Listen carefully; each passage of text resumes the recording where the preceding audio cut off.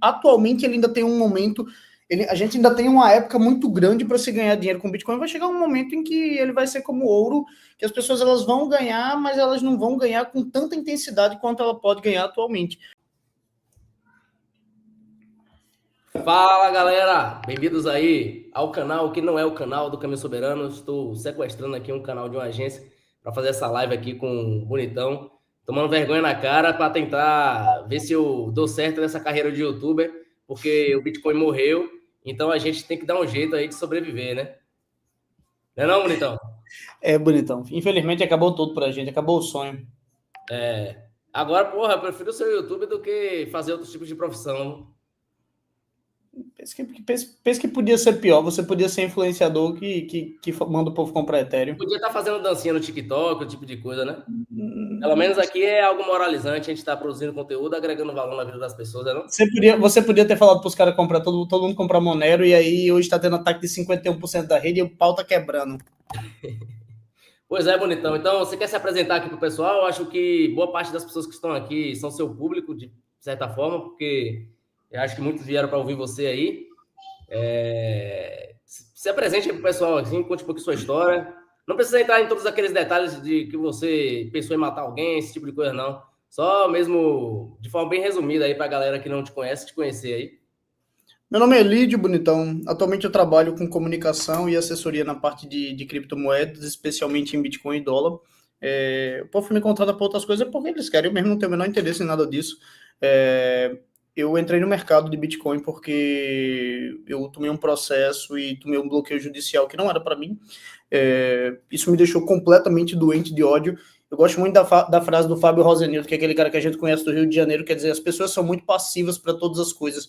Para a maioria das pessoas que eu falo sobre isso, que eu tomei um bloqueio judicial, que eu achava que era injusto, que não era nem para ser da minha empresa, foi para uma empresa, o cara pegou o CNPJ errado. As pessoas dizem, e aí você falou com o advogado para poder resolver? Eu digo, falei uma porra, porque se tá errado, se eles pegaram o CNPJ errado, eu vou ter que gastar para poder resolver isso aí. Isso me deixou com uma raiva desgraçada, isso me fez travar todo o meu dinheiro em Bitcoin, estudar violentamente, feito um doente mental o tempo inteiro do que como funcionava o Bitcoin. Isso me deu um nível de liberdade, de riqueza, de tranquilidade, de paz de espírito, da tranquilidade de poder voltar a dormir de 3 horas da manhã sem a preocupação de que qualquer arrombado que quisesse tentar me tirar meu dinheiro, ele não iria conseguir. Ele pode prender meu corpo, porque a gente está dentro da jurisdição de um país e eu não estou em terra soberana, mas o meu dinheiro ele não vai poder tirar, não. O fruto do meu trabalho não vai ser tirado nem de mim nem dos meus filhos. Porque na hora que eu estiver em qualquer outro lugar do mundo, eles vão poder usufruir quanto eles quiserem. Podem prender meu corpo o que for, não importa. Isso me trouxe ao Bitcoin, me fez aprender, me fez estudar bastante. Inicialmente sobre a parte de autocustódia, depois eu aprendi sobre a parte do empréstimo com Bitcoin de colateral, depois eu entendi um pouco sobre o processo de alavancagem, aprendi sobre outras coisas. Hoje em dia, minha obsessão atual é estudar um pouco mais sobre a parte de opções, para poder fazer algumas travas de alavancagem. É o que praticamente eu gasto a maior parte do meu dia com isso, tirando as consultorias que eu faço. E é isso, Bonitão. E fica postando story, mostrando a vida como a maior parte do que dá para mostrar. Uma pequena parte, infelizmente, não dá, porque é a rotina de quem a gente atende e não tem como ficar expondo os caras. E eu tô aqui agora tomando um Eno Guaraná, como se fosse um Guaraná, porque eu tô com azia desgramada. É isso, Bonitão. Então, pelo que você trouxe aí da sua história, meio que você se deparou com, assim, os malefícios do sistema, né? Você sentiu na pele ali a cadeia de incentivos que você estava inserida, né? Então, provavelmente você percebeu ali o quanto que grande parte das coisas que vocês estavam fazendo estavam fora do seu controle. E quando as coisas estão fora do seu controle, você fica em um nível de exposição ali, né? Eu Então, você está percebi que não jogando. existe justiça e não existe lei. A gente está em um lugar onde a gente tem uma Constituição, mas não significa que ela manda em porra nenhuma. Quem manda é quem tem poder. E Quem se tem manda um outro que tem mais quem poder manda que quem. você, ele manda mais ainda que o outro que está abaixo. Quem manda é quem bota mais o pau na mesa, né? Quem bota mais o pau na mesa, quem bota mais postura de macho é quem manda no final das contas, né? E a gente vê esse sistema todo aí, essa cadeia de incentivo, essa que o pessoal chama de democracia, mas na prática ali é uma dança das cadeiras regulada por um grupo de capital que já tem um interesse pré-objetivado.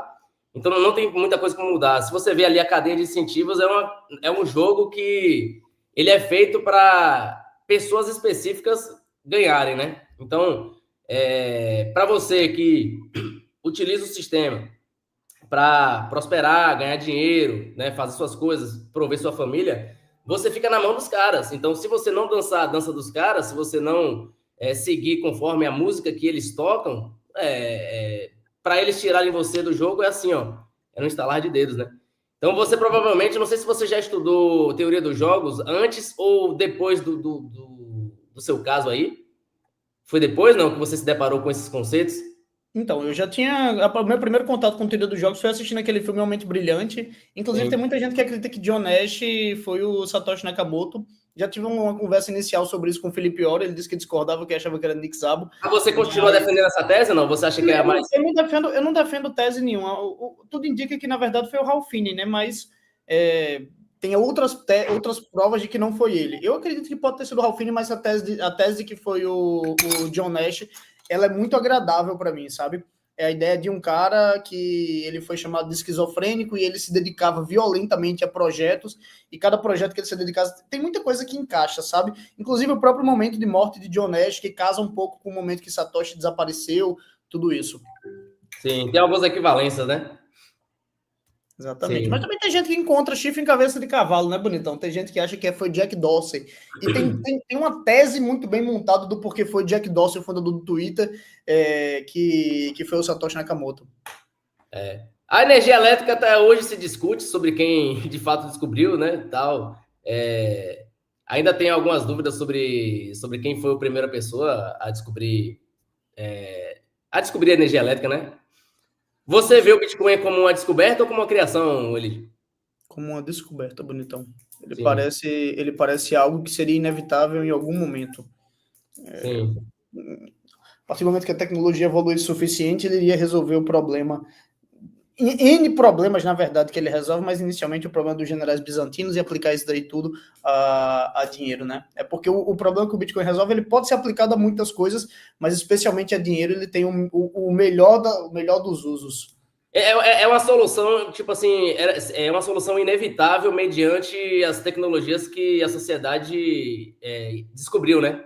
Então, em algum momento ele seria descoberto, né? Se você descobriu energia elétrica, aí posteriormente você descobriu ali como fazer conexões de rede, de internet e tudo mais, aí você foi descobrindo todos esses protocolos de comunicação.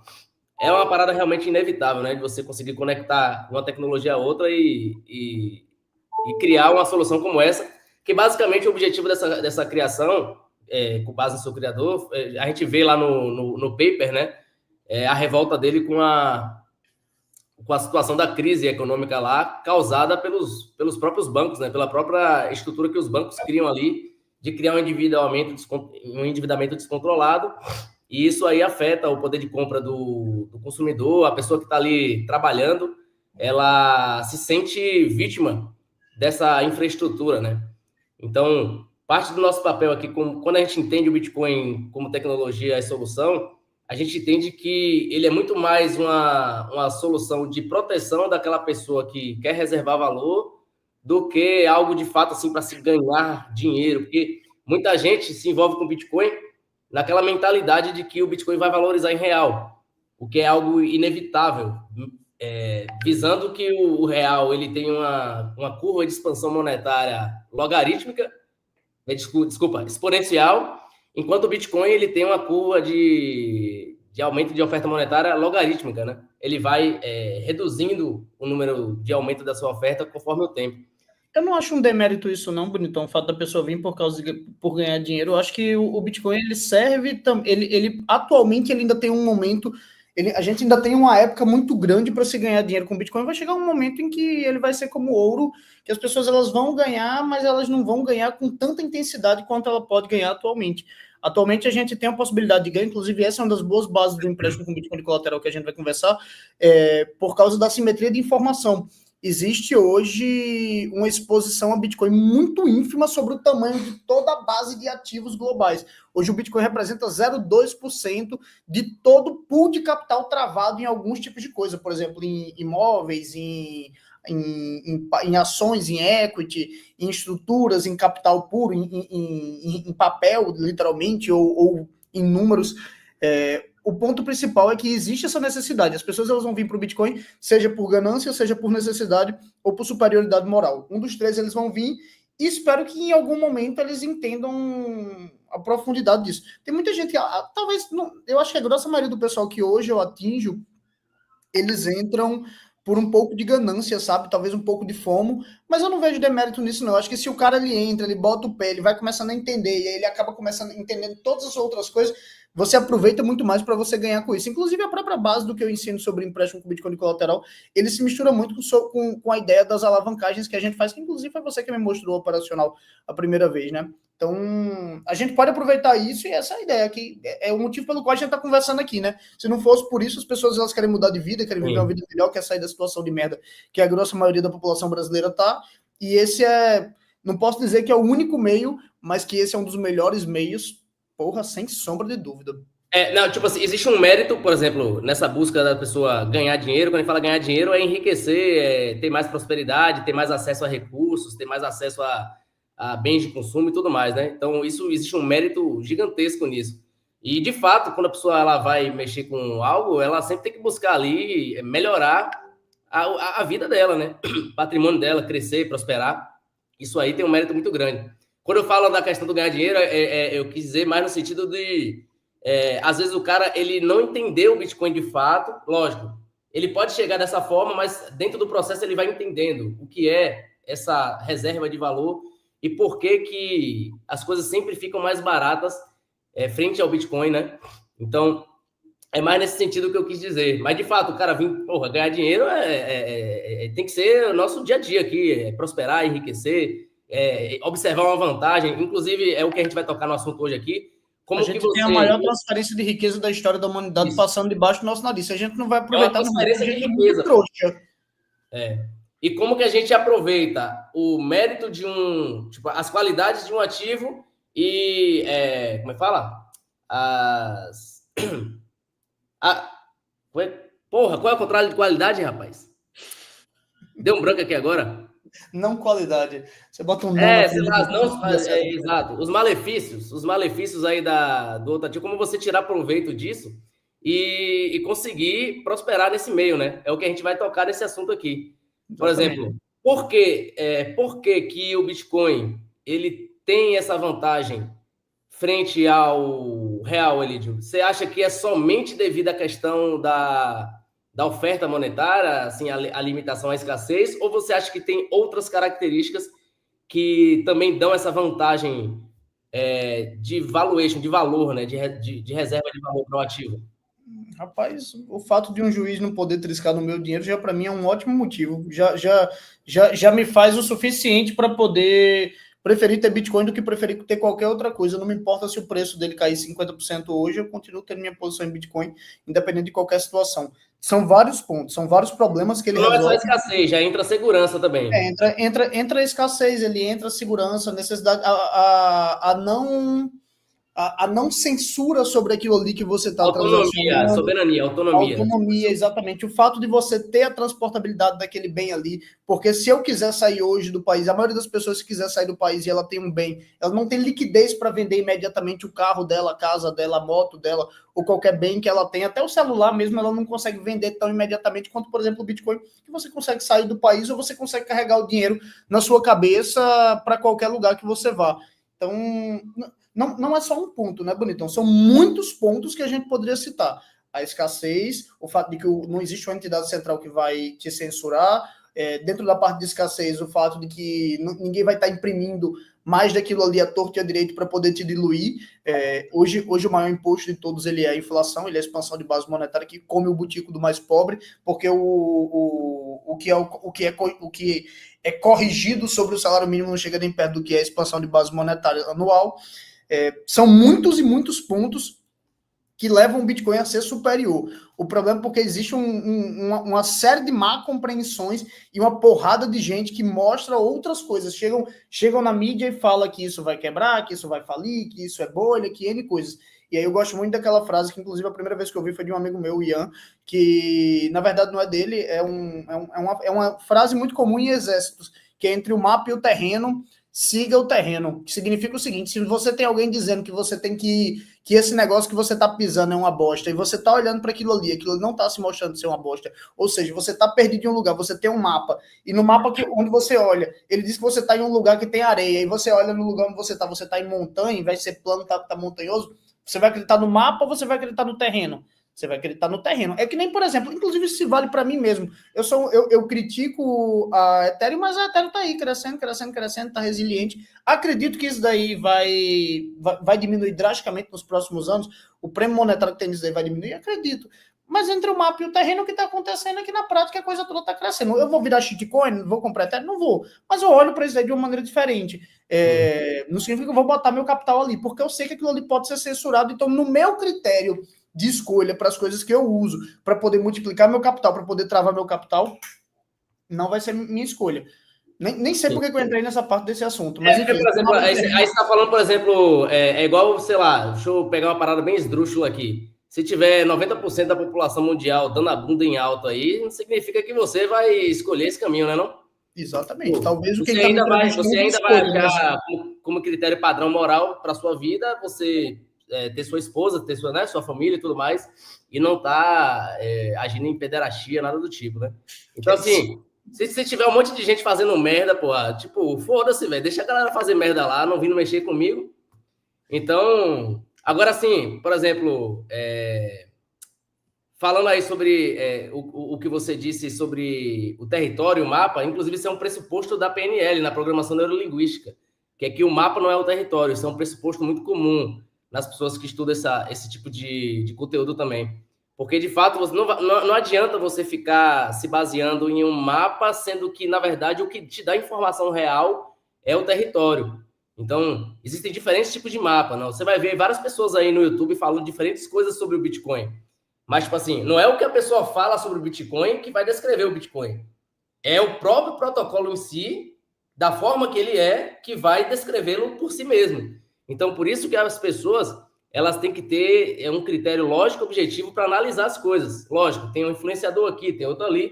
Não é que você não vá ouvir as pessoas, mas você nunca pode utilizar um influenciador como critério, como parâmetro para tomada de decisão. Você tem que ser sempre aquele cara pragmático, crítico e observador do território como um todo, né? Porque, Elídio, por exemplo, você provavelmente está olhando o território e à medida que você está olhando o território, você também vai desenhando um mapa para você, correto? Por exemplo, para você se referenciar, usar como parâmetro, você vai desenhando um mapa seu ali, baseado no que você observa do território. Mas tem várias outras pessoas que estão também dentro do território e estão vendo o território de outros parâmetros, de outras... Outros ângulos, né? Isso, de outros ângulos. Então, é sempre bom ter pessoas debatendo, discutindo, discordando até, e as pessoas poderem tomar suas próprias decisões dentro desse aspecto, né? Exatamente, Bonitão, exatamente. E aí, entrando no assunto que a gente quer entrar aqui sobre empréstimo colateral, vamos introduzir aqui o assunto dívida. Por exemplo, como é que você vê a dívida hoje? Você vê a dívida como um instrumento? Muitas pessoas do setor financeiro dizem que a dívida ela é moeda de gente rica. Não sei se você já ouviu essa frase. Pessoas ricas não usam moeda fiat, moeda fiduciária, elas usam dívida. Aí eu já introduzo algo mais, por exemplo. Aí pessoas soberanas utilizam moedas fortes, moedas que ninguém pode tomar de você, né? Que são riquezas reais. Muitas vezes são conhecimentos passados de geração em geração. Muitas vezes você vê essas famílias que dominam aí grandes indústrias, os caras têm conhecimento que é passado de geração em geração e aquilo acaba sendo uma reserva de valor da família também. É o que garante que eles permaneçam como pessoas nobres, né? Então, como é que você vê essa questão da dívida? Como é que você viu o nascimento também da dívida sendo utilizada como moeda para manter assim, as pessoas ricas mais ricas e as pessoas pobres mais pobres, né? Bom, então o que a gente fala sobre empréstimo com Bitcoin de colateral e fala sobre dívida não é nada de novo sobre o sol. É só uma aplicação de uma coisa antiga, de uma maneira mais automática, porque você não precisa ir no balcão de um banco para poder fazer esse tipo de operação. E simplesmente utilizando uma outra coisa diferente do que já foi usado várias outras vezes, como, por exemplo, dessa vez o Bitcoin. Tem uma história que na palestra que vai ter agora do Caminho Soberano, lá em São Paulo, eu vou contar. Na verdade, vou abordar sobre várias histórias do porquê que a dívida ela já acontece em outros momentos e quem soube aproveitar a dívida conseguiu enriquecer muito. E uma delas é a história do Hugo Stinnes, que é aquele cara que é um industrial alemão que se tornou o homem mais rico da Alemanha através de dívida. Ele percebeu que o marco alemão estava sendo impresso a uma velocidade muito grande e estava desvalorizando, e aí ele simplesmente começou a colocar dívida, criar dívida, tomando crédito ali para poder investir e colocar as indústrias que ele ia comprando e adquirindo como garantia dessas operações. E aí esse cara ficou fazendo isso indefinidamente. Ele começou a criar um volume de dívida monstruoso, colocando como garantia dessas operações de dívida tanto as indústrias dele quanto ouro. E aí chegou um momento em que a impressão desenfreada de moeda foi tão bizarramente grande que mesmo eles atualizando pela inflação, qualquer coisa do tipo, os bens que ele tinham cresciam de valor muito mais rápido do que qualquer outra coisa. Então, as pessoas, elas começaram... Ele começou a enriquecer cada vez mais e mais e mais e mais e mais e mais e mais e mais, aproveitando tudo isso de dívida. E existem vários meios de aproveitar dívida para isso, né? Você pode, por exemplo, colocar dívida em real e colocar como garantia ouro. Só que para poder fazer esse tipo de operação, o ouro precisaria estar valorizando cada vez mais rápido do que o próprio valor da dívida em reais. E normalmente isso nem sempre acontece, porque normalmente uma dívida em reais, se você não consegue ter acesso a capital barato, você paga muito caro. Você não vai pagar menos de 20% ao ano, você vai pagar 15% se você for um cara que tem um acesso interno dentro de qualquer um desses órgãos de banco estatal, que inclusive acontece pra cacete, porque o gerente ele libera o crédito pro cara mediante você dá 5% do que foi liberado para ele. Se o cara libera para você 1 milhão, você dá 50 mil, que é a taxa do libera aí, e aí o cara libera para você, você tem acesso a uma dívida barata, você vai, produz, e você paga essa dívida ou você rola essa dívida. Só que o modelo de dívida que existe, e enfim, isso não é a primeira vez, isso é uma coisa que já vem no decorrer da história várias e várias e várias e várias vezes. Existe um paralelo sobre isso com o efeito Cantillon, mas isso daí é um papo que eu vou deixar lá para a própria palestra, do próprio Cantillon, que ele utilizou essa estrutura de pegar dinheiro do povo, enfim. E o ponto principal é que hoje a gente tem acesso a uma forma de dívida diferente da dívida que a maioria das pessoas tem acesso no Nubank, que é uma dívida onde você põe o Bitcoin como garantia de uma operação de crédito, isso baixa a taxa de juros drasticamente, e as pessoas elas conseguem pegar aquele capital e ou usar, ou elas podem, por exemplo, criar uma nova camada de alavancagem comprando mais Bitcoin ainda. E parece ser uma coisa muito difícil e muito inacessível para a maioria das pessoas, mas isso daí só é difícil e inacessível para elas porque elas não têm ideia de que isso existe e de que o cara consegue ter acesso a esse tipo de instrumento em 2 cliques na frente da tela do computador dela e o dinheiro está liberado para ela poder gastar. Um ponto importante, Bonitão, não sei se você vai me perguntar sobre isso, mas eu gosto muito de falar sobre essa parte. Para a maioria das pessoas que elas são pessoas comuns, dívida é uma coisa muito ruim e é muito difícil juntar, porque a realidade do brasileiro é que a maioria das pessoas elas são pobres, essa é a realidade. Elas usam a dívida para consumo, né? Elas não usam a dívida para gerar algo que gere... o objetivo da dívida é gerar valor presente líquido. Se você não gera valor presente líquido, você não está usando a dívida para o caminho correto. Você está usando a dívida, em vez para a sua alavancagem, para o seu crescimento, para a sua prosperidade, você está usando para a sua destruição.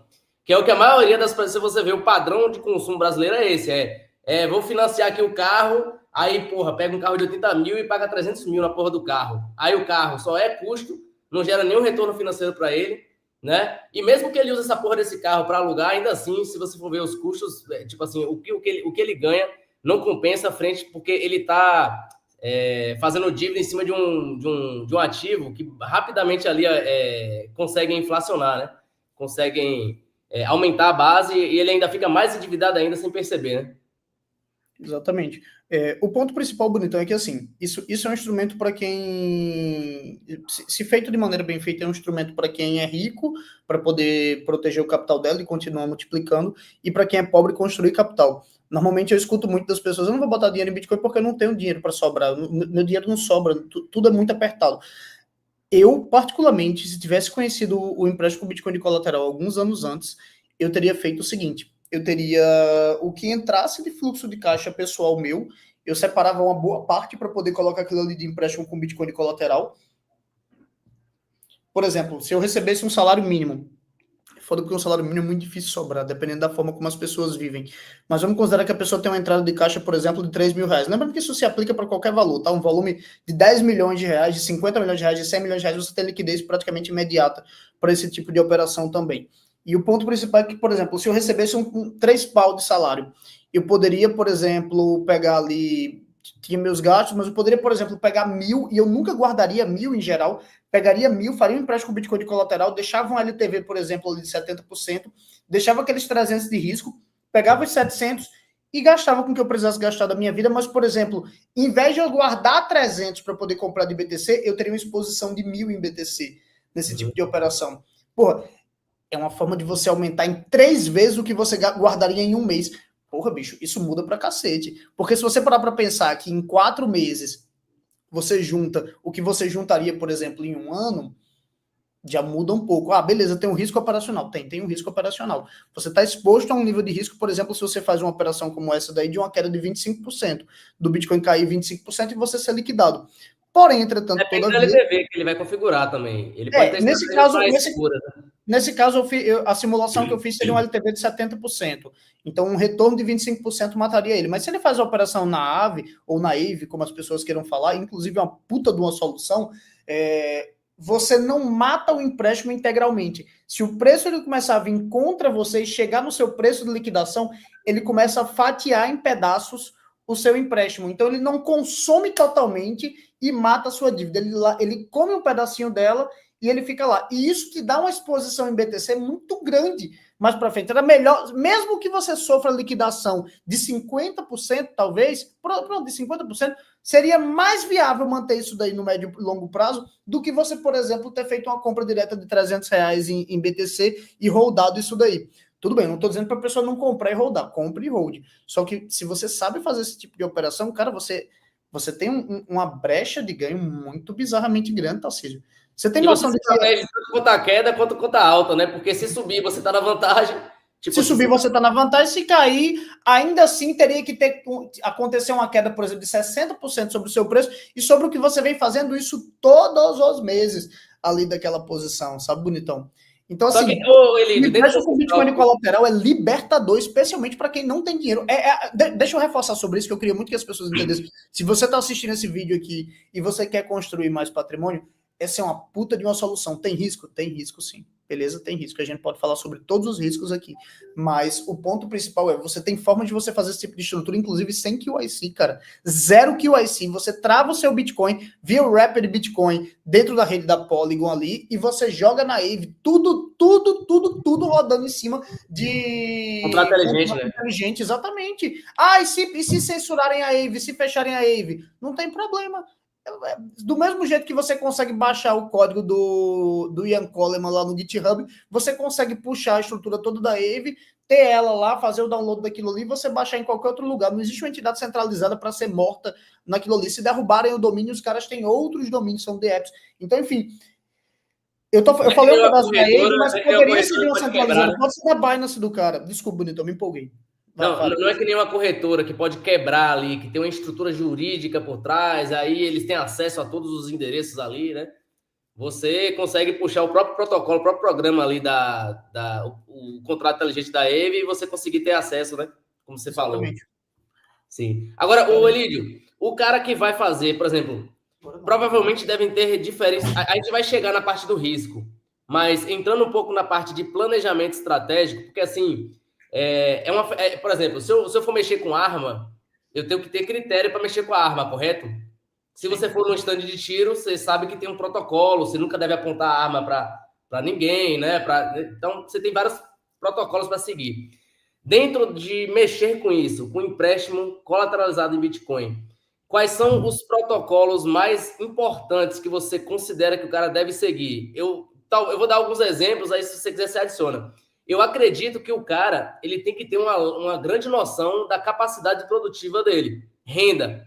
Porque se ele está mexendo com empréstimo e ele está constantemente, ele tem um padrão ali de entrada e compra de Bitcoin para reserva, e vamos supor, ele tem custos de vida, correto? Ele tem um aluguel para pagar. Aí ele faz o seguinte, porra, eu não vou pagar o aluguel eu vou comprar Bitcoin, aí eu boto o Bitcoin colateral, aí eu pego de volta aqui o STT, né?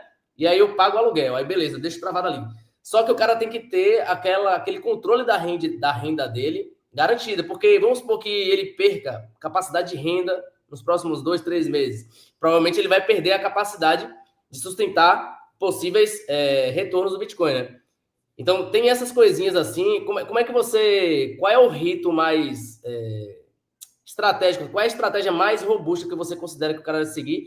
Ou você acha que isso vai depender da pessoa? Vai depender de tudo isso que eu falei, né? Capacidade de renda, o tamanho do patrimônio, o quanto que ele tem de liquidez à disposição para lidar com situações de preço de retorno, né?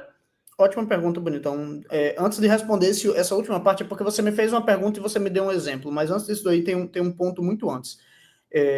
Acontece com muita frequência das pessoas, elas virem falar comigo sobre questão de empréstimo. A pessoa está precisando de um valor, às vezes, mais alto, ou um valor que para ela é um valor muito alto.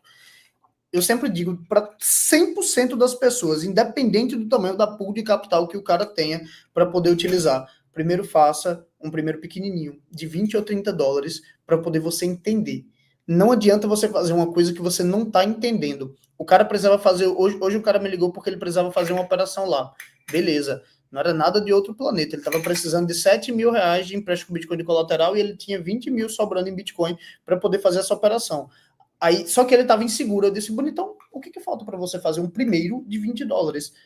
Aí ele simplesmente, era simplesmente ter o realize, perceber que ele poderia fazer primeiro um pequenininho para sentir mais segurança. Eu disse, faça um de 20, depois faça um de 100, depois faça um de 1000, depois faça do restante do valor que você precisa, Bonitão.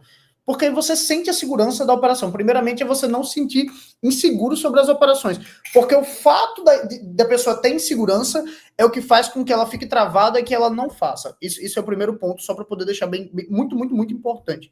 É que nem, por exemplo, a transação AirGap. O cara não quer fazer uma transação AirGap ou não quer mandar o saldo para a carteira dele, porque o maluco ele vai fazer uma movimentação que para ele é gigantesca. Fudeu. O cara não vai fazer nunca, porque ele vai ficar com medo e vai postergar isso eternamente. Então ele tem que primeiro ir lá, ó, pequenininho. Beleza? Esse é o primeiro ponto. Matou isso daí, aí vamos lá para os cuidados que precisa ter. A gestão de risco é uma coisa muito pessoal, mas eu vou dizer uma coisa para você. Eu acho que as pessoas elas só devem fazer um empréstimo com Bitcoin de colateral já de início com o LTV que ela aguenta, porque a grossa maioria das vezes o mercado ele cai e a pessoa não... Se o mercado voltar contra você, não é nem que você não tem tempo hábil, é que a pessoa ela fica às vezes congelada ali, esperando que ele não movimente, que ele não venha contra você. A primeira vez que eu comecei a falar sobre empréstimo com Bitcoin de colateral, o Bitcoin estava, publicamente, ele estava acima de 100 mil dólares. Na primeira vez que eu comecei a falar sobre isso, eu devo ter falado sobre isso a primeira vez em janeiro, quando eu estava produzindo conteúdo, eu disse, ó... Foi antes da queda para 70? Foi muito antes. Tem muito tempo que eu comento sobre isso, mas eu nunca tinha parado para poder lançar um conteúdo só focado sobre isso. Eu tenho um conteúdo antigo no meu Instagram, que é sobre empréstimo com Bitcoin colateral. Nem lembro de quando é que é, eu acho que foi de março, foi de fevereiro, alguma coisa assim. Mas muito antes disso acontecer, eu já vinha falando sobre empréstimo. E eu tive gente que fez o empréstimo. E aí o Bitcoin começou a descer, e deu a queda até os 74. E o cara simplesmente, ele ficou travado lá olhando aquilo ali, achando que não ia cair mais, e ele não fez o ajuste do LTV. Então a minha sugestão é, de cara, apesar de você saber que você pode adicionar margem, já deixa o LTV um pouco mais distante, por exemplo, não deixe de 80%, e LTV, para quem não sabe o que é loan to value, é quanto você tem de empréstimo dividido por quanto você tem de garantia. Não deixe um LTV que seja curto ao ponto de você parar e ficar congelado olhando até o momento de se liquidar. Aí você vai me dizer, isso não vai acontecer comigo não. Minha pica, acontece sim, acontece pra cacete, porque não foi só um ou dois ou três casos que veio falar comigo sobre esse assunto, não. E o cara às vezes fica ali parado, travado, olhando. Então, assim, já deixa o LTV um pouco mais longo. Ao invés de deixar um LTV de 80%, que é um risco um pouco maior que você toma, que é um risco de 15% da operação, 5 sempre você meio que fica ali de margem que eles comem. Deixa o LTV de 70%, deixa o LTV de 65%, deixa o LTV de 60%.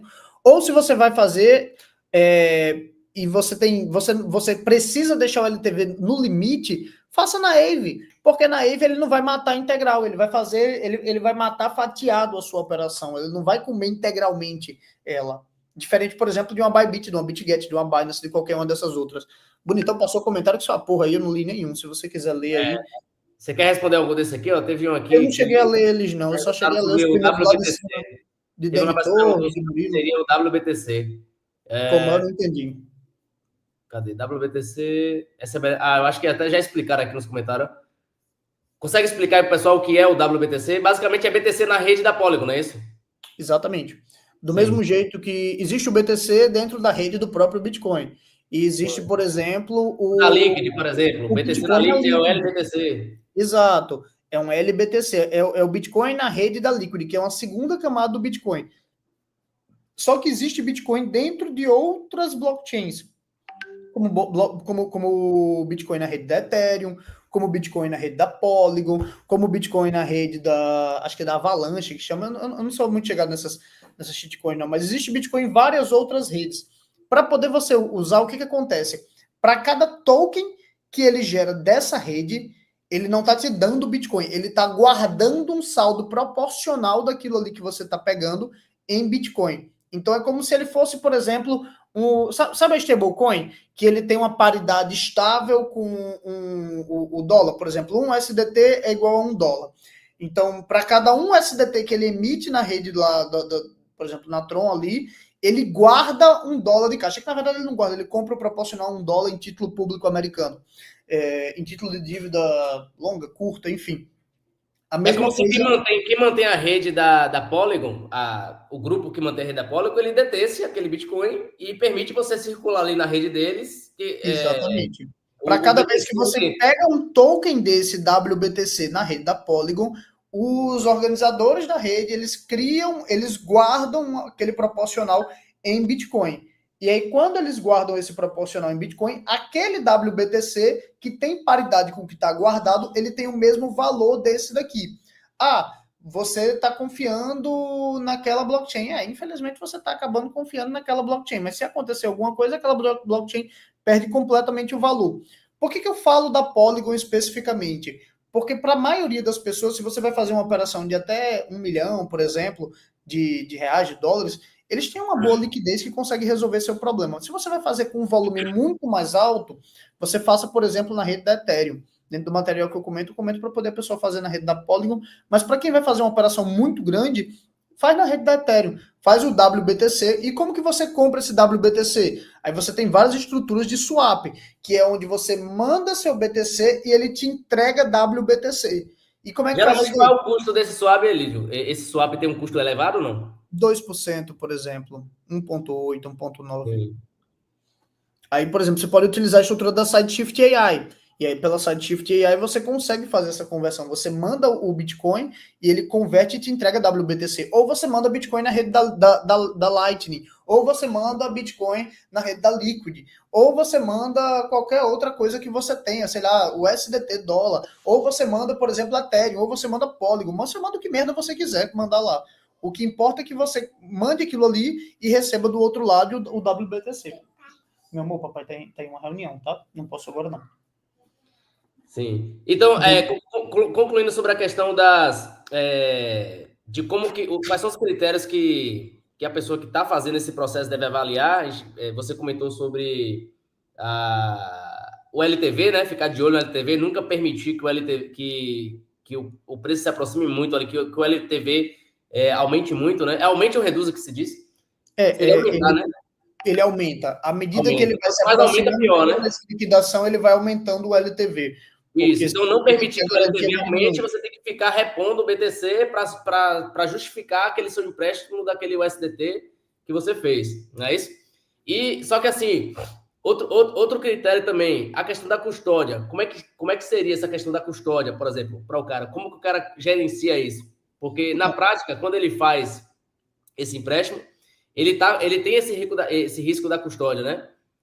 Exatamente. Ele tem o risco da custódia em todo aspecto. Para fazer esse tipo de operação, ele tem o risco da custódia.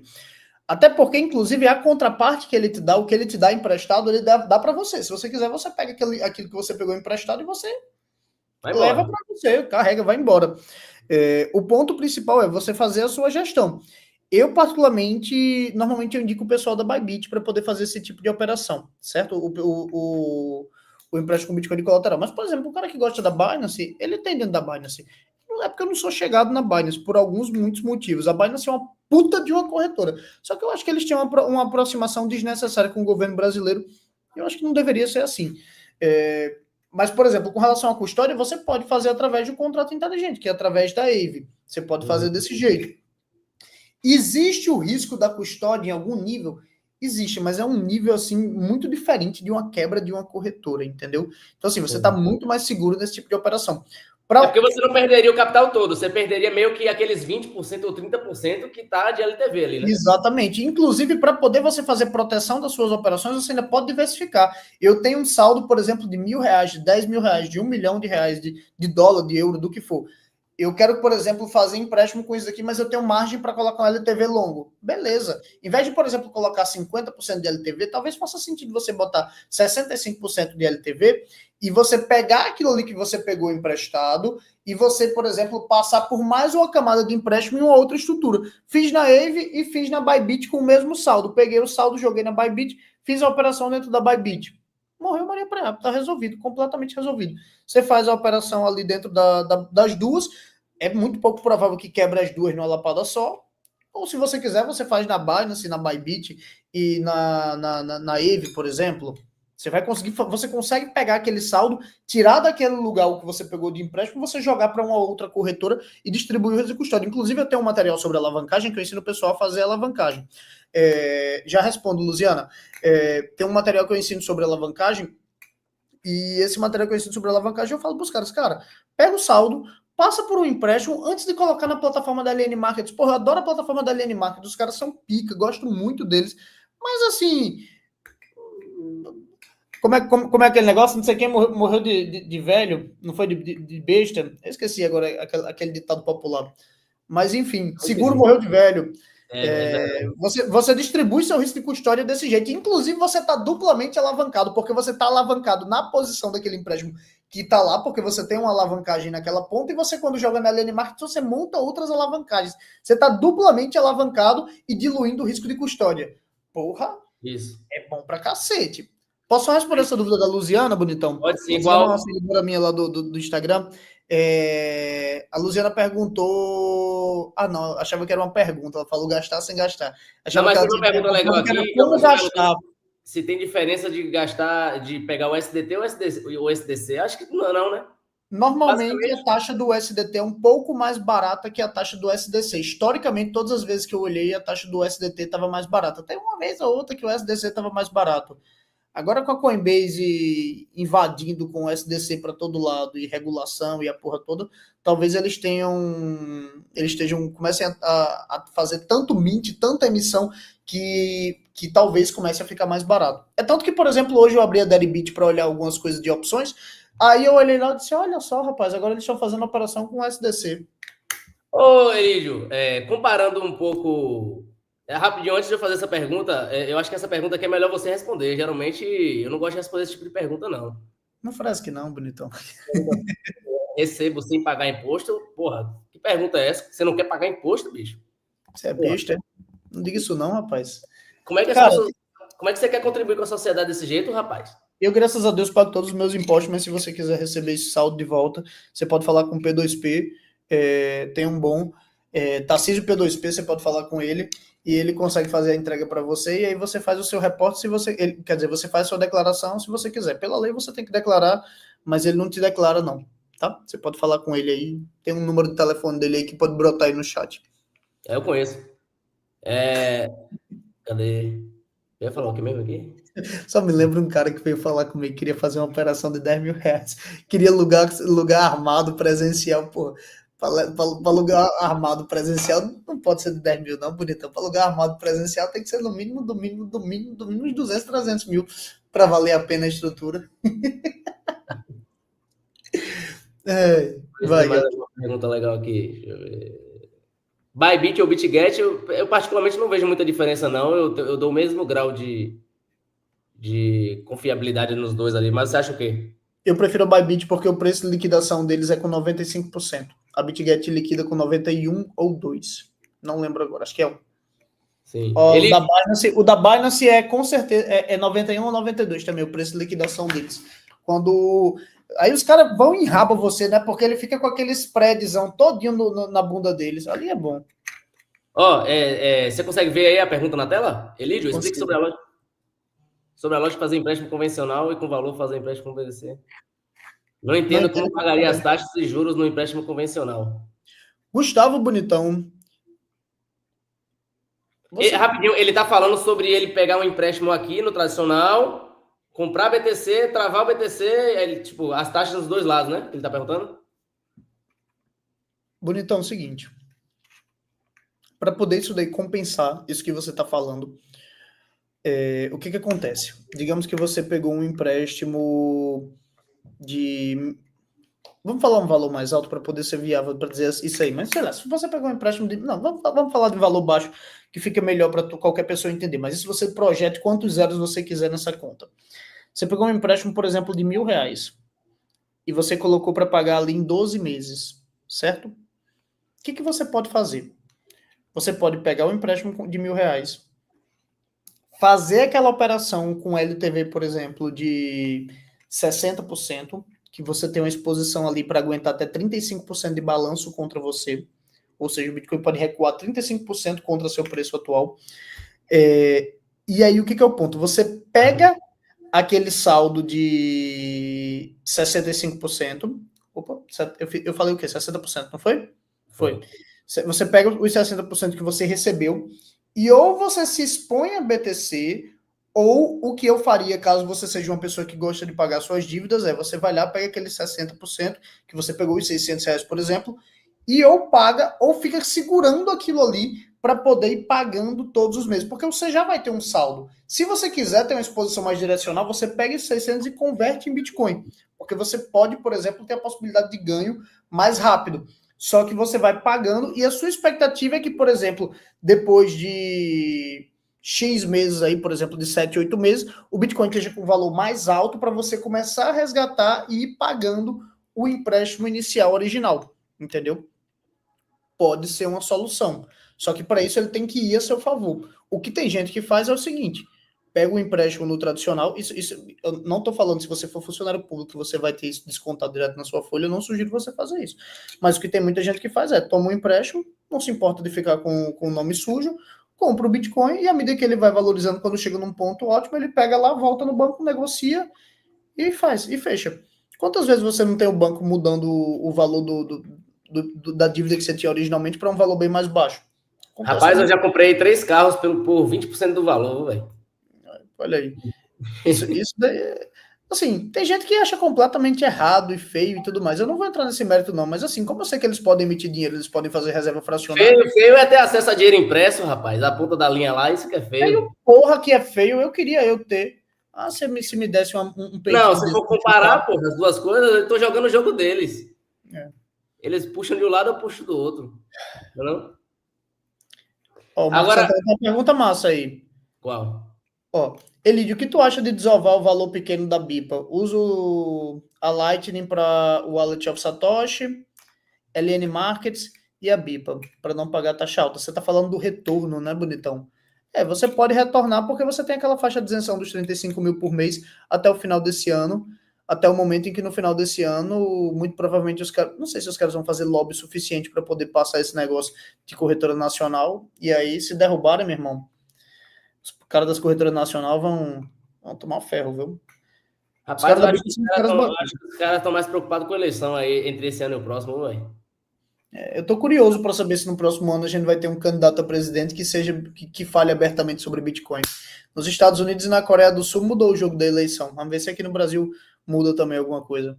Acho que é mais fácil mudar se o cara falar que ele compra Ethereum. Aí pronto, aí fodeu. Os apaixonados por Ethereum vão tudo nele. Mas a Beto pergunta sobre empréstimo aí, porque tem muita pergunta. É um assunto que assim, antes de a gente responder a pergunta, seria bom a gente falar um pouco sobre a questão do cálculo, não? Porque é uma dúvida constante que o pessoal tem, como calcular ali o quanto que custa de fato aquele empréstimo ali o empréstimo do SDT com o BTC de colateral, né? Na Bybit, por exemplo. Como é que funciona aquele cálculo? Muitas pessoas perguntam, juros compostos, ou juros compostos por hora? Como é que funciona? Como é que o cara calcula? Vamos lá, bonitão. Antes de você falar sobre isso, você não quer falar para o pessoal sobre o evento? Vamos falar. A gente vai ter um evento em São Paulo chamado Caminho Soberano, vai ter uma porrada de palestrantes, gente de fuder que vai estar lá palestrando. Eu vou estar fazendo uma palestra lá sobre o empréstimo com Bitcoin de colateral, que é como viver sem gastar dinheiro pelo resto da sua vida, que é através de um empréstimo. Eu vou entrar falando sobre esse tema, inclusive é o motivo pelo qual a gente está fazendo essa live hoje. E aí lá eu vou entrar com uma abordagem um pouco mais histórica, olhando para trás, historicamente, quantas pessoas elas já fizeram isso e o quanto elas enriqueceram utilizando esse tipo de estratégia e o quanto hoje em dia é divergente a possibilidade de você, que é uma pessoa convencional, e eu que sou uma pessoa convencional, a gente ter acesso a esse tipo de instrumento, coisa que antigamente você só conseguia fazer se você tivesse uma proximidade política bancária muito grande.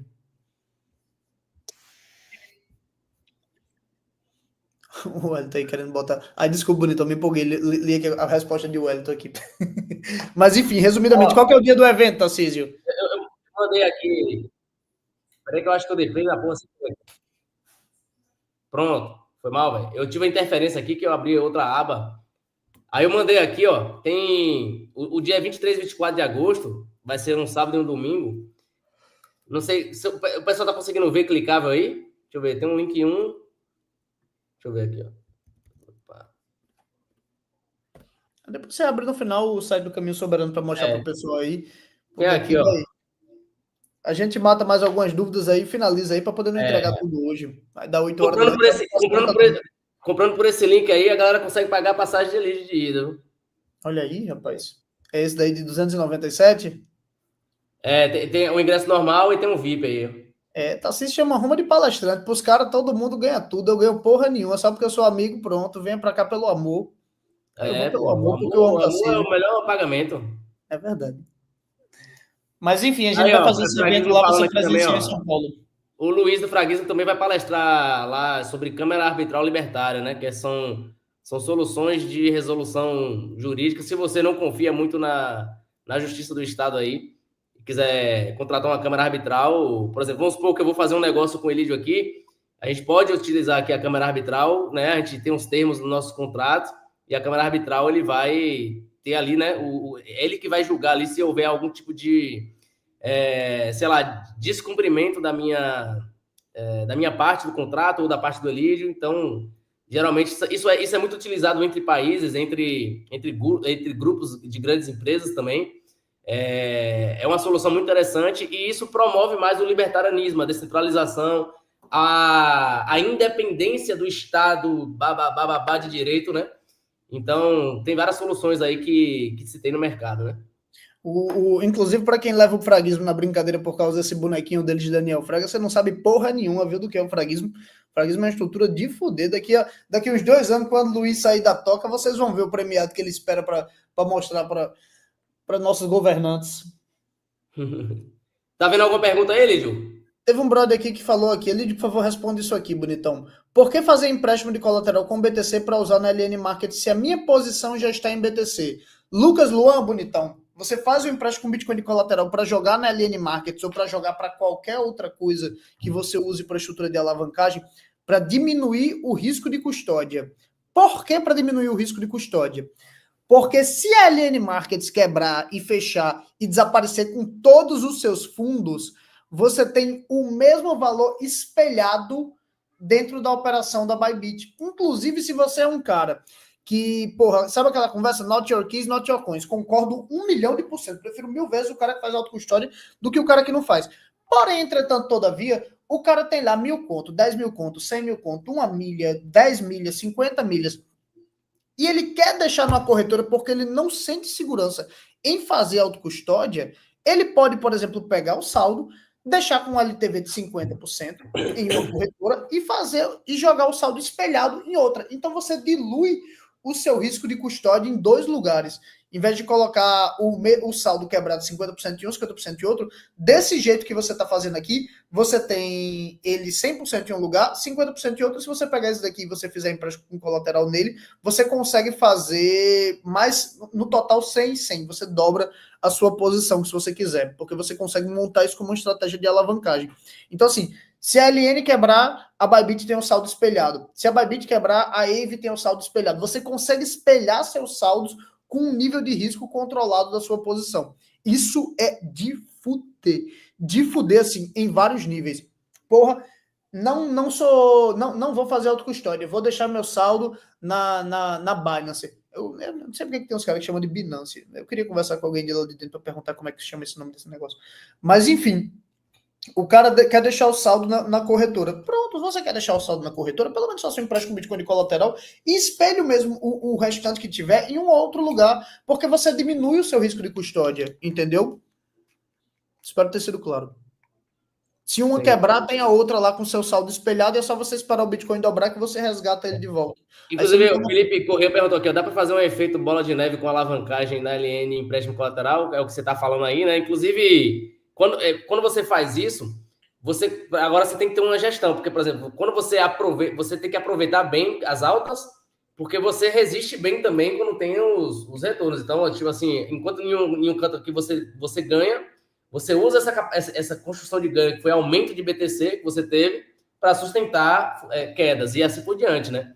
Exatamente. Inclusive, é muito bom para você pegar esse saldo que você ganhou na LN e você jogar de volta, por exemplo, na Bybit ou na Aave, para aumentar o LTV, para diminuir o risco de quebra, porque você vai ampliando a sua garantia na sua posição desse jeito. E você vai tirando de um lugar que existe a possibilidade de risco de queda de 50%, jogando em um outro lugar que a queda de 50% você pode controlar e você pode aumentar a margem, porque dentro da LN, o limite do que pode cair o Bitcoin para você não ser liquidado é 50%. Dentro da Bybit, ou da Aave, ou da BitGet, ou da Binance, ou de qualquer outra, você pode desalavancar eternamente aquilo ali através de adição de margem.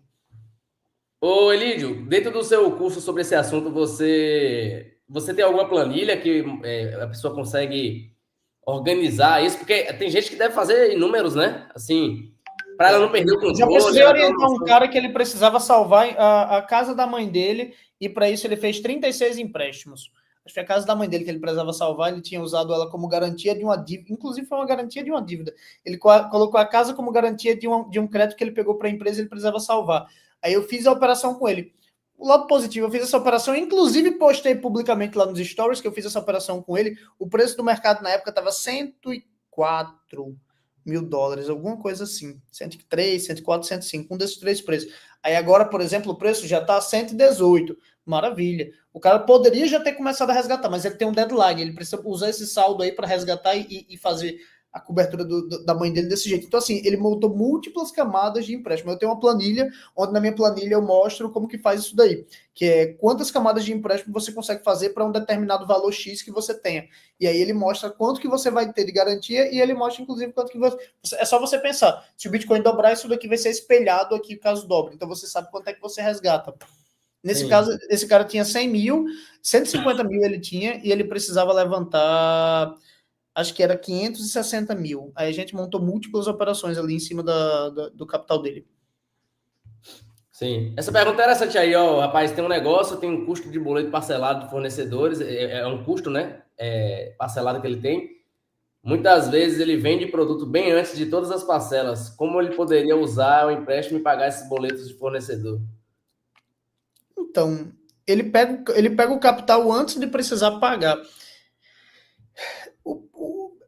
Ele consegue criar uma espécie de dívida aí, só que o problema é que se o Bitcoin vier muito contra ele, pode lascar. Ele vai depender da fase que ele fizer isso, né? Ele não pode fazer múltiplas camadas de operação, mas uma camada de operação de empréstimo ele poderia fazer. Se ele tem que pagar 10 mil por mês para fornecedor, e nos próximos 3 meses, que dá 30 mil, mas esses 30 mil ele já tem para valor presente, talvez compensar. Se ele pegar esses 30 mil aí, tomar um risco de 15% ou de 20% e fazer o empréstimo e pegar isso daí e ir pagando com o tempo. À medida que ele conseguir pegar esse saldo de volta, ele vai perder 25% nessa posição ali de risco, mas ele tem tudo para poder ganhar ela espelhada quando o Bitcoin dobrar. Sim. Ô, Elísio, eu acho que a gente não chegou a falar sobre a questão do cálculo, né? Porque na hora que ia falar sobre isso... Tem muita gente que fica confusa em relação ao cálculo. O cálculo do empréstimo com Bitcoin de colateral, ele não corre como um empréstimo convencional, ele é variável. Horas ele está mais alto, horas ele está mais baixo. E literalmente em horas, porque ele muda a cada hora.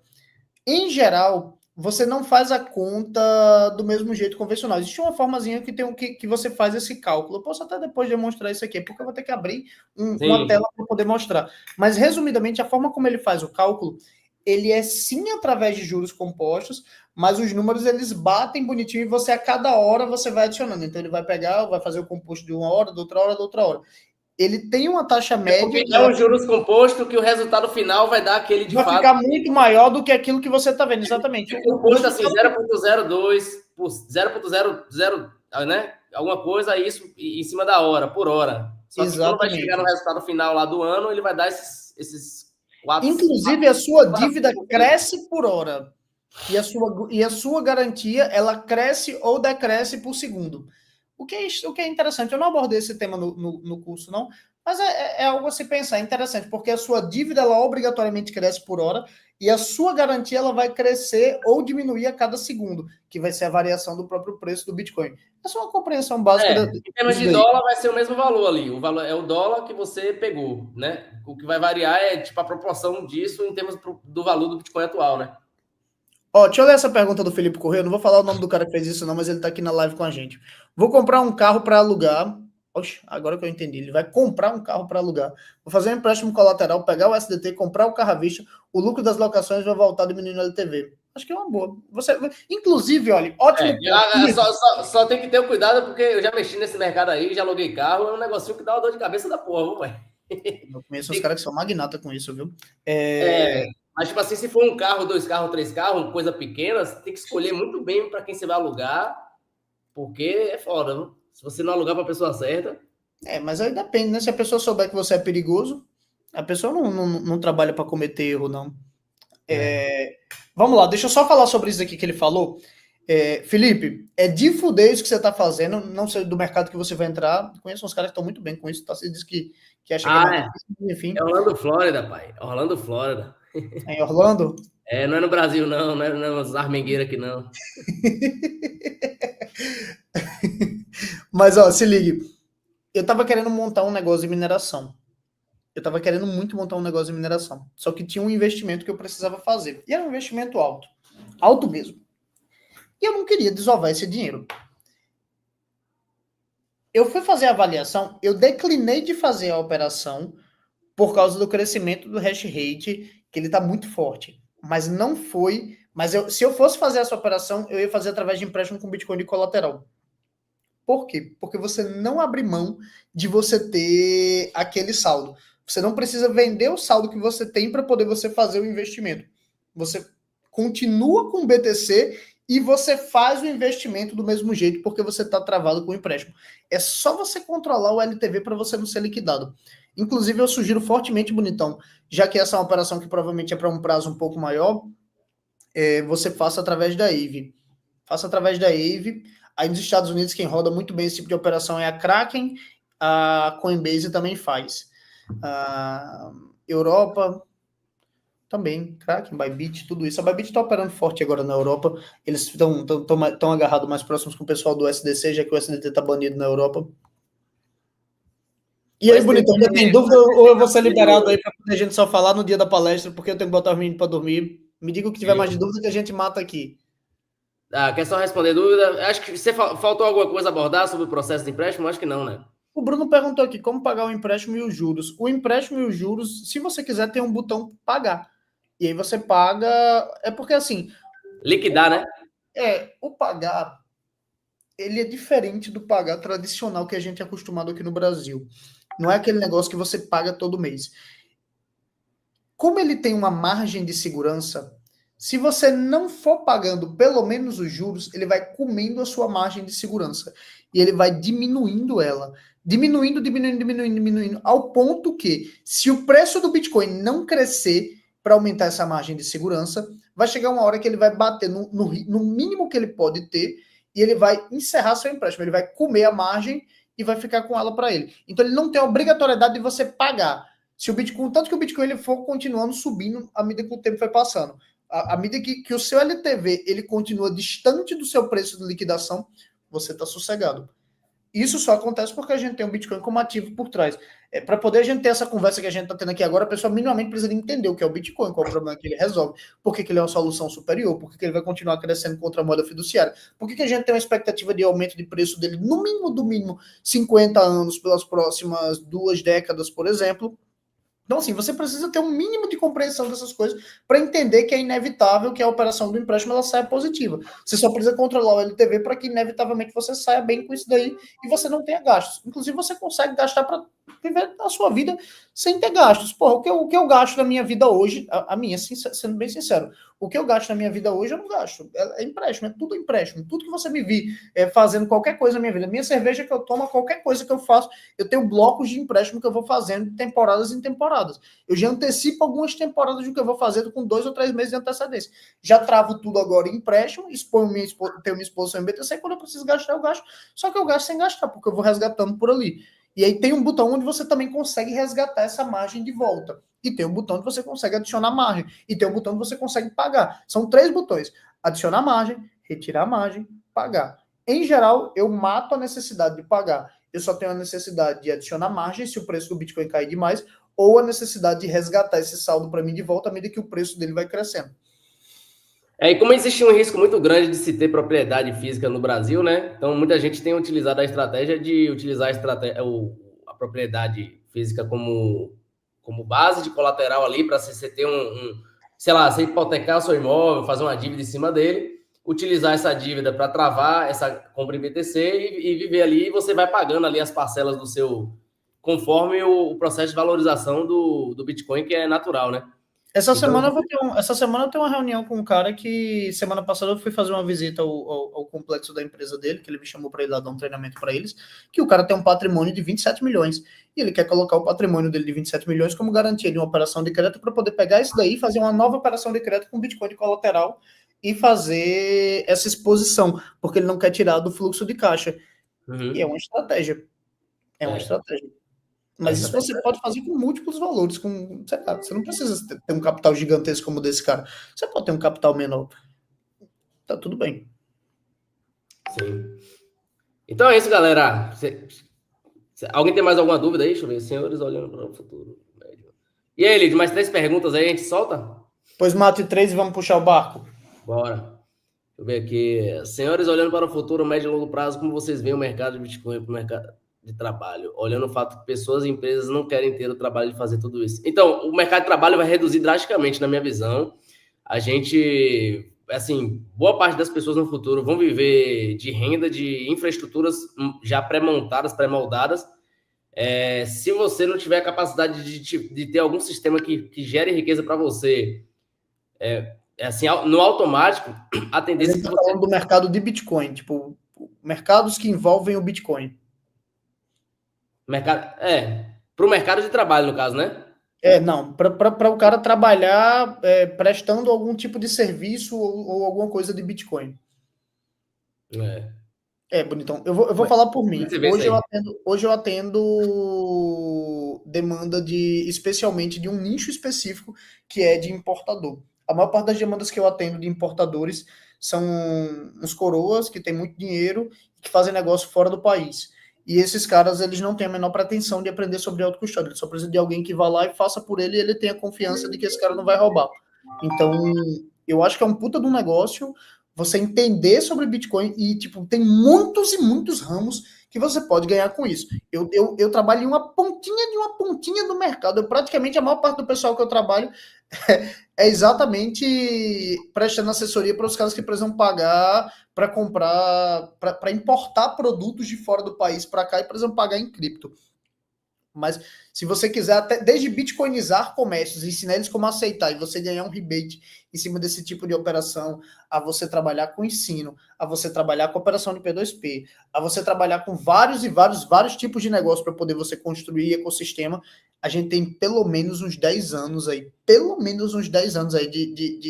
de mar aberto para trabalhar. A não ser que a IA disrupte violentamente, mas é muito pouco provável que um coroa ele vai ter interesse de parar e mudar o perfil de vida dele para querer aprender isso. Ele quer alguém que resolva, e são pouquíssimas pessoas que sabem de fato resolver isso daí, pouquíssimas mesmo.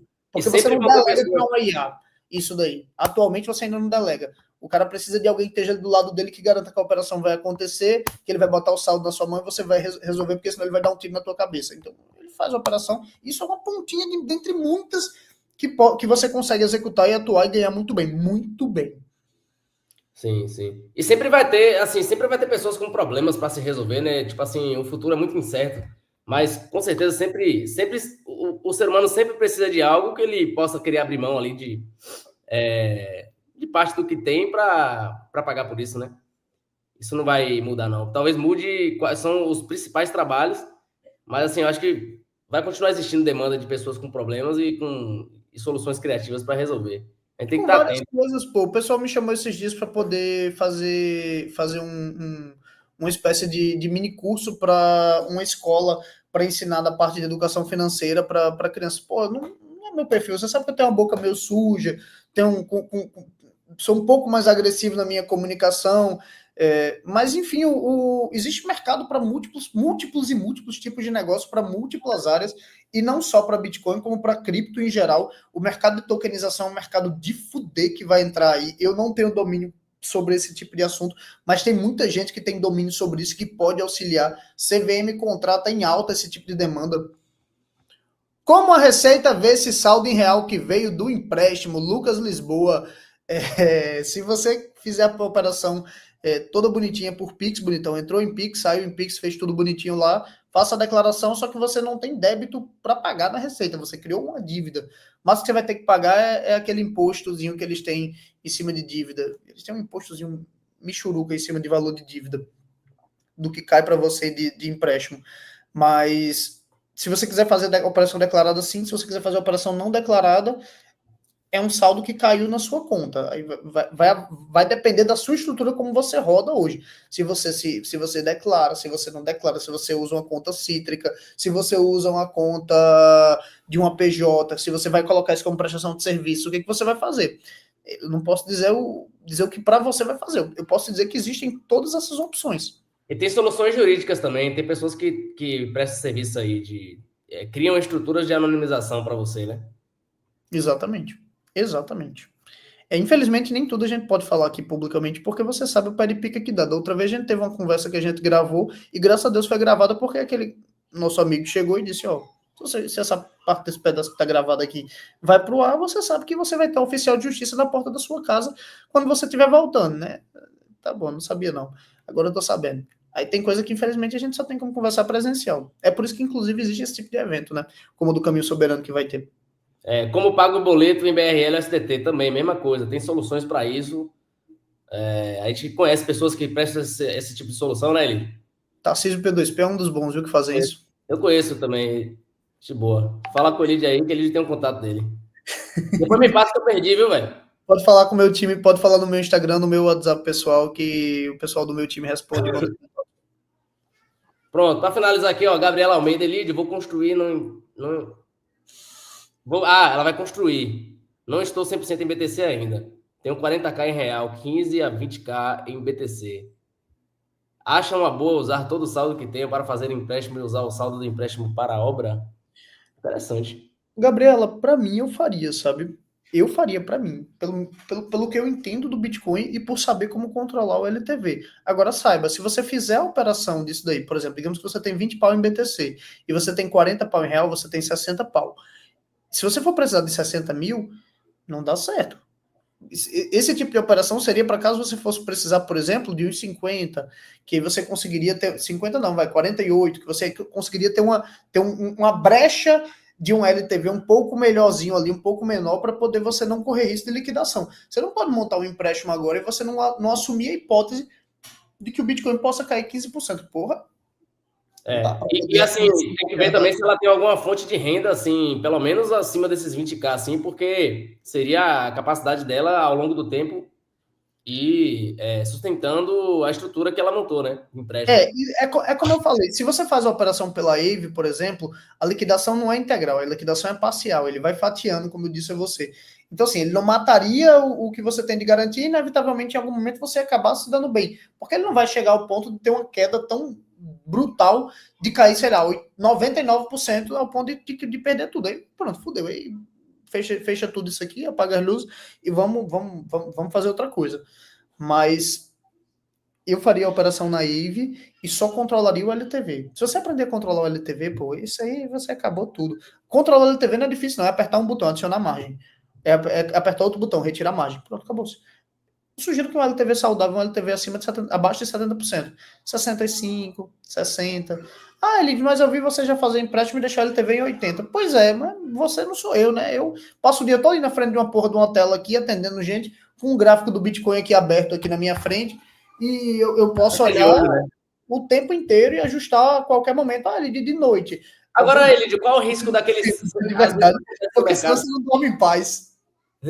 Vem cá, qual o risco também? Porque às vezes acontece, sei lá, vamos supor, você faz ali um empréstimo na Bybit, você sabe dizer se essa questão do preço, ela é o mesmo do preço de spot? Porque às vezes acontecem algumas agressões bem fortes no mercado, assim, não sei se você lembra, mas teve uma agressão do BTC uma vez, que, porra, foi, sei lá, quase 50%, não sei se você lembra disso. Tipo assim, como se fosse uma grande agressão bem forte, né? Você acha que isso chega a afetar o empréstimo ali e chega a levar a liquidação? Ou é diferente? Se for no preço spot, sim, mas eu acho que hoje a gente tem uma maturidade de mercado muito diferente, né, Tarcísio? Antigamente o mercado era muito fácil, não era tão arbitrado como é hoje. Hoje em dia o mercado é bizarramente arbitrado.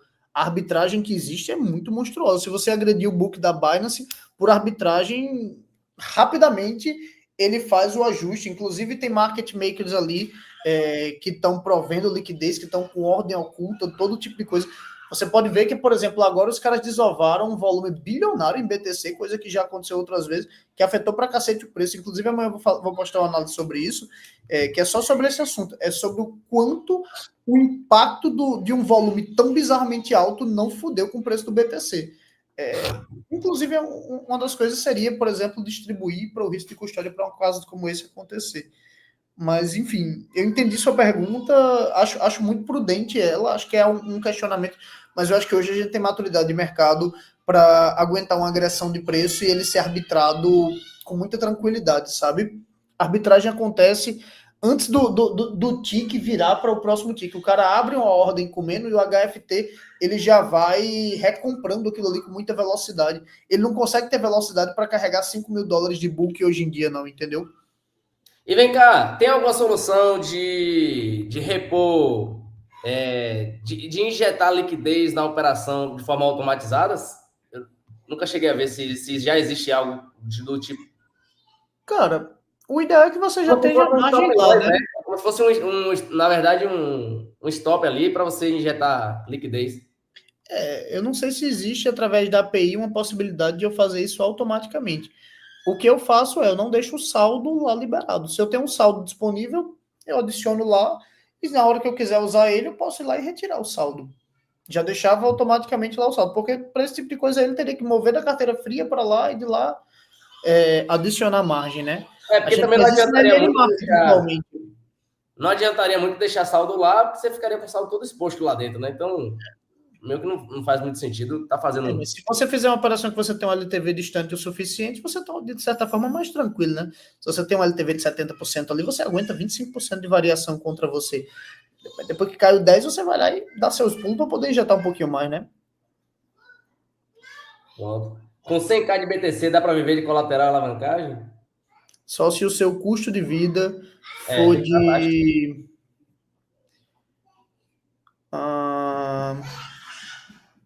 100k, 4 anos, 100 dividido por 4, 25, só se o seu custo de vida for na casa de 2.000 a 3.000 reais por mês.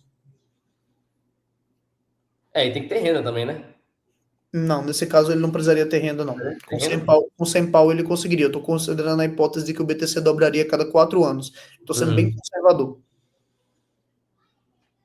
Entendi. Significa que ele, ao ano, ele poderia gastar ali, por exemplo, uns 25 mil e ele nunca estaria resgatando, ele só resgataria no final de 4 anos. Então, estou considerando uma hipótese de que o BTC ele só dobra a cada 4 anos.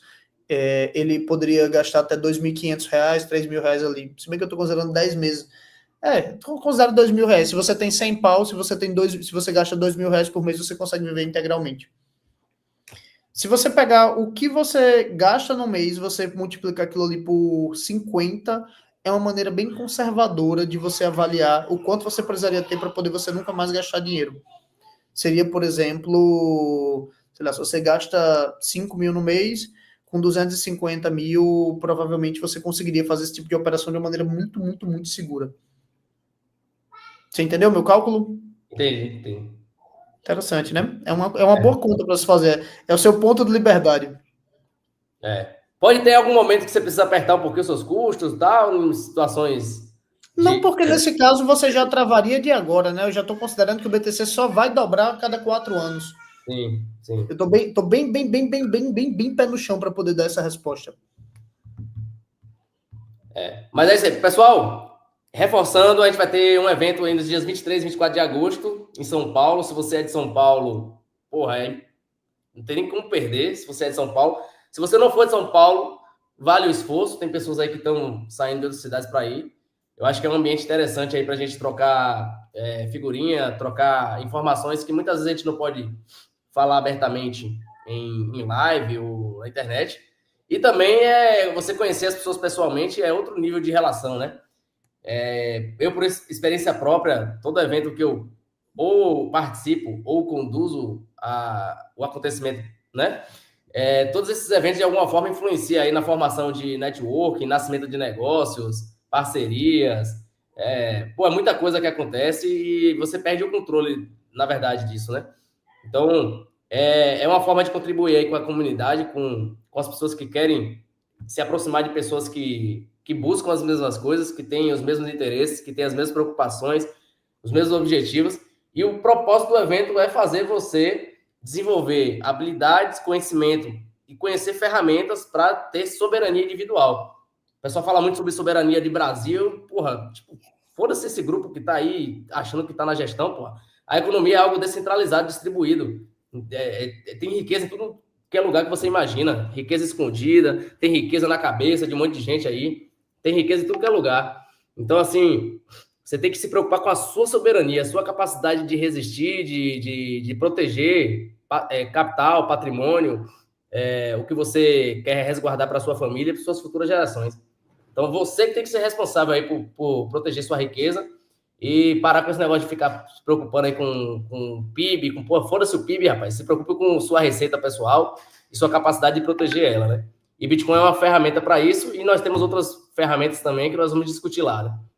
Então, eu no seu lugar não perderia. Tá fixado aqui nos comentários o link para inscrição. Aí é só clicar lá, já tá indo para a página de checkout, beleza? E eles, tem alguma consideração final para o pessoal aí? Se tem alguma mensagem para eles levarem para o coração, para eles sonharem com você essa noite? Bonitão. Faça antes que a água bata na boca, antes que a água bata no pescoço, antes que você esteja se afogando. Aprenda logo, comece pequenininho, faça uma operaçãozinha pequena. Você é meu convidado para o dia do evento, eu vou estar lá palestrando sobre esse assunto. Obviamente que eu não vou ser tão técnico, porque não é esse o objetivo, mas o objetivo é a gente ter um contato presencial, pessoal, poder ter outros tipos de conversar sobre como acontece tudo isso. Vai ter uns caras muito, muito, muito bons lá, vai ter o Dani Torres, vai ter o Felipe Oro, tem o Júnior Marcha, tem o Luiz Fernando Rocha, o cara pica em opções. Tem o Paulo Cogos, que é muito doido, gente boa pra cacete. Então, assim, tem uma pessoa que vai estar muito bacana lá. Acho que em todos os eventos que a gente faz muito mais pelo network do que a gente faz necessariamente pelo que a gente está passando ou recebendo. Network vale muito se você está no lugar certo. Você vai estar em um bando de babaca fazendo network e você não tem nada a ganhar com isso, né? Mas se Meu você único lucro do evento é conhecer pessoas boas. é o maior lucro realmente de qualquer evento que acaba fazendo.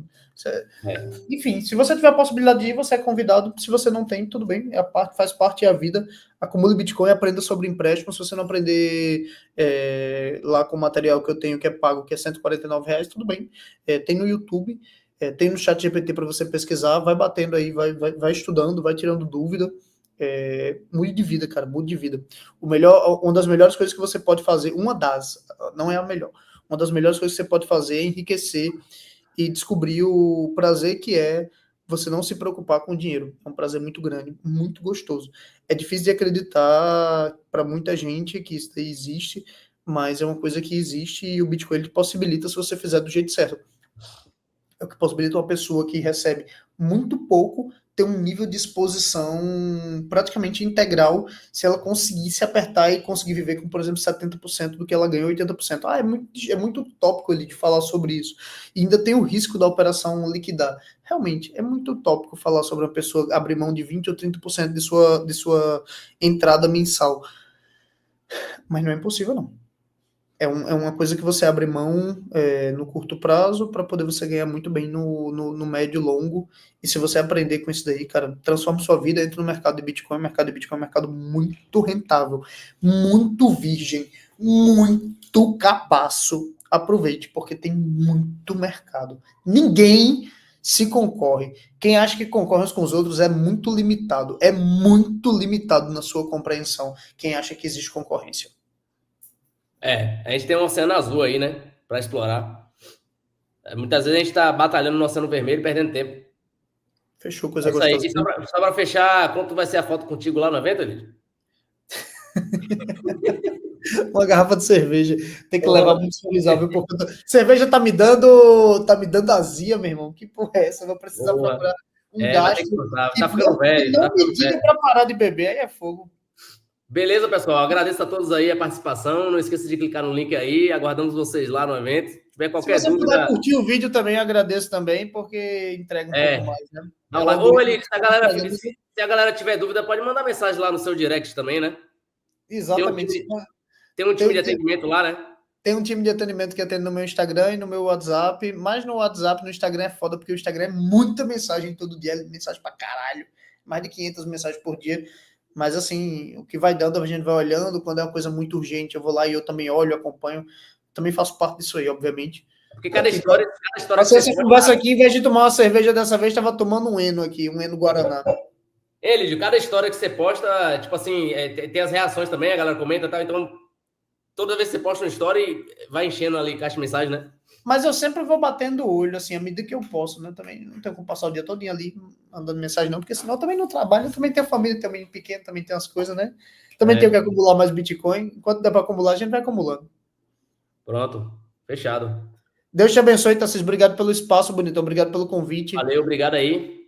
Tuas ordens. Vai ser um prazer estar lá no evento contigo. Obrigado a todo mundo que ficou aí. Tamo junto, fechado, bonitão. Pessoal. Aguardo vocês lá, viu? Grande abraço. Obrigado aí a todo mundo que ficou aí. Só um detalhe, a gente vai lendo aqui, a gente não consegue ler todas as conversas, mas vê quem foi cada um que mandou mensagem, o Aurélio, o Pintura Sampaio, o Felipe Corrêa. Tipo, a gente vai vendo o nome de todo mundo, por exemplo, o Murilo, que logo no começo falou, o Deni Torres também que falou. Manda um beijo pra mãe do brother aí, ó. Eduardo, o Hudson Nicholas. Manda um beijo pra mãe do brother aí, ó. Lê aí, ó. A mãe do brother? Aí, ó. Manda um beijo, eu digo o nome aí. Beleza, Elide, um abraço por trás lá dentro. Manda um beijo para minha mãe. Isso é coisa de putaria. Elma Maria. Elma Maria não pode ser. Isso não é putaria, não tem como não. Isso não. Se tem alguma coisa errada nisso aí, Elma Maria, manda um beijo para minha mãe, Elma Maria. O que é Elma Maria? Não entendi, não. Não, isso não tem nada de errado nisso, não. não tem putaria aí, não. Eu sou maldoso, eu consigo ver. Valeu, X aí mandando mensagem. Valeu, ele não entendeu. Depois conte para ele Eu mamaria. Agora que eu entendi. É um buceta. Que bom que você tá com a mente limpa, bonitão. Viu? Porra, é a falta de álcool, é o Eno. Clareou a alma. Valeu, beijo.